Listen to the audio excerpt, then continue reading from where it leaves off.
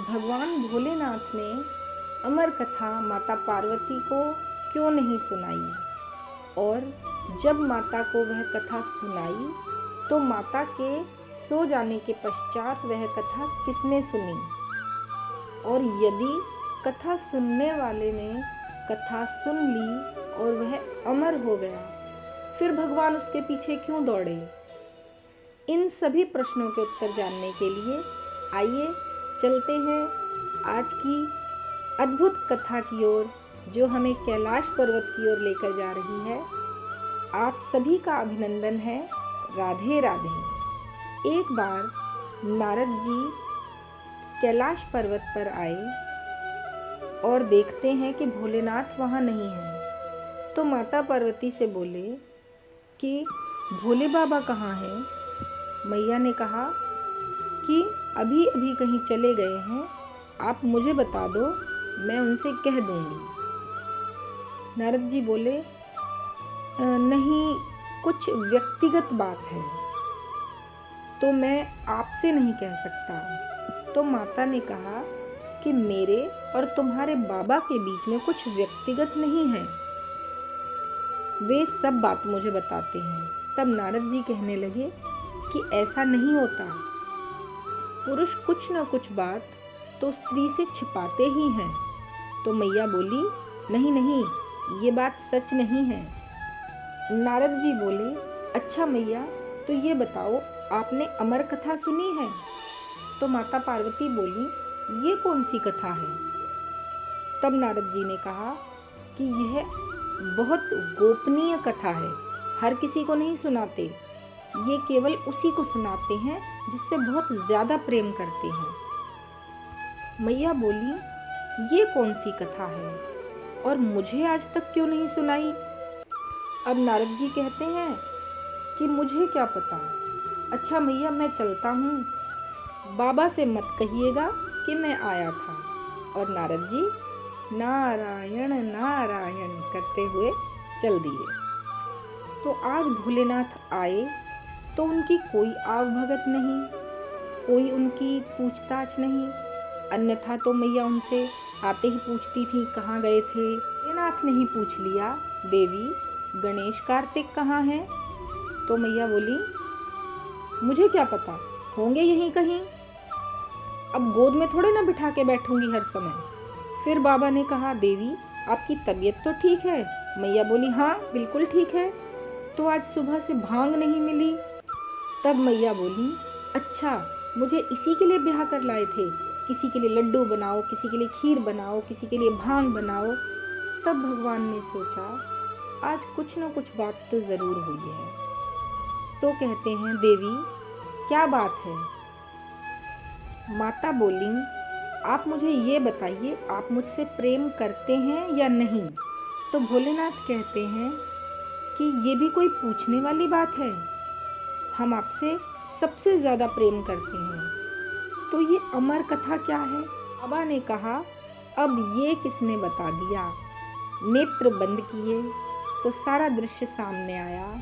अच्छा ये ब्राह्मण देव आए, जब ये आते हैं तो कुछ ना कुछ काम करके जाते हैं। तब बाबा बोले मैंने कई कथाएं आपको सुनाई हैं देवी, स्त्रियां कोई बात गुप्त नहीं रख पाती हैं, और ये कथा जैसा कि नाम से समझ में आ रहा है अमर कथा, मतलब जिस कथा को सुनने के बाद अमर हो जाते हैं, तो ये कथा हर किसी को नहीं सुना सकते, इसलिए अब तक आपको नहीं सुनाई। तो माता बोलती हैं सुनाइए ना, मैं किसी से नहीं कहूँगी।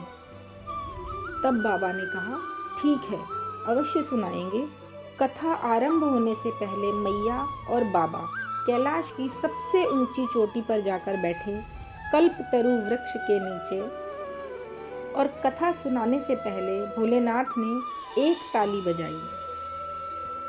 उनकी एक ताली का मतलब वहाँ जितने भी जीव जंतु पशु पक्षी थे वे सब कैलाश छोड़कर जाने लगे। दूसरी ताली बजाई तो सुगंधित हवाएं चलने लगीं, भक्तिमय वातावरण हो गया। और बाबा की तीसरी ताली पर त्रिशूल ने पूरे कैलाश पर्वत की 3 परिक्रमा की कि कहीं कोई छिपा हुआ तो नहीं है। ताली से अभिप्राय यह है कि जब हम कहीं कथा में जाते हैं या कीर्तन में जाते हैं तो हमें समय समय पर ताली बजाने के लिए कथावाचक बोलते हैं। ताली बजाने से हम फिर से उत्साहित हो जाते हैं। ताली हमें निद्रा और आलस्य से दूर रखती है। अब भोलेनाथ ने कहा, देवी ध्यान से सुनना और कथा सुनते सुनते स्वामी स्वामी ऐसे हुंकारा भरती रहना। ये हमारी देवियाँ और माताएं जानती हैं कि जब कथा कही जाती है, कहानी कही जाती है व्रत इत्यादि के समय, तो हुंकारा भरा जाता है। इससे सुनाने वाले को ये पता चलता है कि सुनने वाला बहुत ध्यान से कथा या कहानी को सुन रहा है। तो ऐसा ही भोलेनाथ ने भी माता पार्वती से कहा कि आप बीच बीच में स्वामी ऐसे कहती रहना। भगवान भोलेनाथ ने माता पार्वती से कहा कि आप बीच बीच में स्वामी इस तरह से कहती रहना ताकि मुझे पता रहे कि आप कथा सुन रही हैं। तो मैया ने कहा, ठीक है, मैं अवश्य कहूँगी। अब भोलेनाथ ने कथा कहना शुरू किया और कथा कहते कहते उन्होंने नेत्र बंद कर लिए और लीन हो गए कथा सुनाने में। और जैसा कि भोलेनाथ ने पहले ही कहा था कि कथा को बड़े ध्यान से सुनना, और मैया को कथा सुनते सुनते नींद आ गई। परंतु वहाँ पर पेड़ पर एक शुक बालक का अंडा पड़ा था जो उसी समय फूटा था और उसमें से शुक बालक बाहर निकला। और जैसा कि शुक अर्थात तोते का जैसा कि स्वभाव होता है कि वो किसी बात को बार बार सुन लेता है तो उसे दोहराने लग जाता है। तो वह शुक बालक मैया के मुंह से स्वामी बार बार सुन रहा था। तो जैसे ही मैया सो गई तो मैया की जगह वह शुक बालक स्वामी बोलने लगा। और भोलेनाथ कथा में इतने लीन हो गए कि उन्हें उस शुक की आवाज़ मैया की आवाज़ लग रही थी कि मैया सुन रही हैं। और वे कथा सुनाते जा रहे थे और शुक बालक कथा सुनता जा रहा था।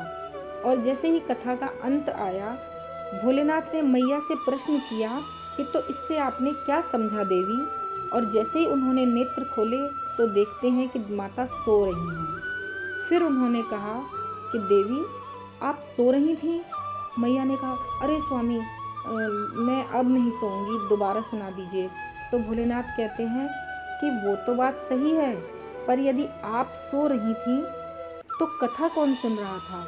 स्वामी कौन कह रहा था? जैसे ही भोलेनाथ की दृष्टि शुक बालक पर पड़ी, उन्होंने त्रिशूल उठाया और उसके पीछे दौड़ने लगे। शुक बालक आगे आगे दौड़ता जा रहा है और भोलेनाथ उसके पीछे पीछे दौड़ते जा रहे हैं। पूरी पृथ्वी की परिक्रमा कर ली, तीनों लोकों में घूम आया, लेकिन उसको किसी ने शरण नहीं दी। जैसे कि यदि राक्षसों से खतरा हो तो देवताओं की शरण में चले जाते हैं, और यदि खतरा ही देवता से हो तो किसकी शरण में जाएं? तो ऐसे समय पर जब देवताओं से संकट हो तो ब्राह्मण देवता की शरण में जाना चाहिए। और जब ब्राह्मण शिक्षा दिया करते थे, जीवन जीने का तरीका सिखाते थे, तब उन्हें ब्राह्मण देवता कहा जाता था। तो शुक बालक ब्राह्मण देवता यानी वेद व्यास जी की शरण में गया। उनकी पत्नी के मुख से उबासी लेते समय शुक बालक उनके गर्भ में प्रवेश कर गया। अब महादेव जी आए, हाथ में त्रिशूल लेकर, आंखें लाल। वेद व्यास जी ने प्रणाम किया और बोले, आप पहली बार दर्शन देने आए प्रभु, और वो भी इस रूप में, मुझसे कोई गलती हो गई? बोले, नहीं, एक चोर मेरे यहाँ से चोरी करके भागा है। बोले, चोरी आपके पास है ही क्या? बोले, क्या कहा? अरे नहीं, आप कहाँ इतना धन दौलत लेकर बैठते हैं, और यदि भांग धतूरा चुरा भी लिया तो इतना क्रोध? भोलेनाथ बोले, नहीं, उसने मेरी अमर कथा चोरी से सुनी है। अब मैं उसे मृत्युदंड दूंगा। वेद व्यास जी बोले, सही नाम है आपका, भोले भंडारी। क्यों? अरे उसने अमर कथा सुन ली तो वो तो अमर हो गया, अब उसे मार नहीं सकते। और यदि आपने मार दिया, माना कि आप सर्वशक्तिमान हैं, महाकाल हैं, तो आपकी अमर कथा झूठी हो जाएगी। इसीलिए कहते हैं कि क्रोध नहीं करना चाहिए। महादेव ने कहा, ठीक है, मार नहीं सकता, बंदी तो बना सकता हूँ। मैं 1 वर्ष की समाधि लेकर बैठता हूँ और 1 वर्ष के बाद उस बालक को लेकर चला जाऊंगा। बालक अंदर ये सारी बातें सुन रहा था, तो उसने मन में कहा कि आप 1 वर्ष की समाधि लेते हैं, मैं 16 वर्षों तक बाहर नहीं आऊँगा। 1 वर्ष पश्चात महादेव जी ने अपनी समाधि खोली और कहते हैं कि लाओ बालक। वेद व्यास जी ने कहा, कौन सा बालक, कैसा बालक? वह तो बाहर ही नहीं आ रहा है, उसे क्षमा कर दीजिए भोलेनाथ, मेरी पत्नी को बहुत कष्ट हो रहा है। भोलेनाथ उसे माफ करके चले गए। 15.5 वर्ष बीत गए। अब वह बालक बाहर नहीं आ रहा था, पर जैसे ही उसने सुना कि भोलेनाथ ने उसे क्षमा कर दिया है और विष्णु भगवान आए और आकर कहते हैं कि बालक बाहर आओ, ये दुनिया बहुत सुंदर है, बाहर आओ तो सही।